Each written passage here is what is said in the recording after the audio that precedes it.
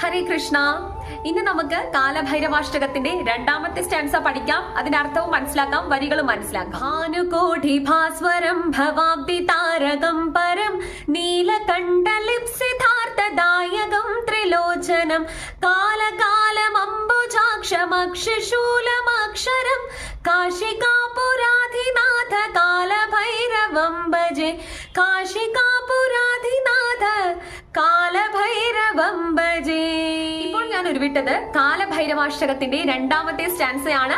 അതിന്റെ അർത്ഥം ഇങ്ങനെയാകുന്നു: കാശി കാലഭൈരവ സ്വാമിയുടെ മുന്നിൽ എന്റെ പ്രണാമം ഞാൻ അർപ്പിക്കുന്നു. അദ്ദേഹം സൂര്യനെയും ചന്ദ്രനെയും സർവ്വ ജീവചരാചരങ്ങളെയും നിയന്ത്രിക്കുന്ന വ്യക്തിയാണ്. അദ്ദേഹം നീലകണ്ഠനാണ്, ഭക്തവത്സലനാണ്. അദ്ദേഹത്തിന്റെ നേത്രങ്ങൾ ഒരു കമലത്തിന്റെ ദിളം പോലെ തന്നെ അത്രയും മനോഹരമായിട്ടുള്ളത്. അദ്ദേഹം തന്റെ ഭക്തരെ ജനന മരണ ചക്രത്തിൽ നിന്ന് ഏറ്റവും അധികം പരിപാവനമായ ഒരു നിലയിലേക്ക് എത്തിക്കുന്നു എന്നതാണ് ഈ ഒരു 4 വരിയുടെ അർത്ഥം എന്ന് പറയുന്നത്.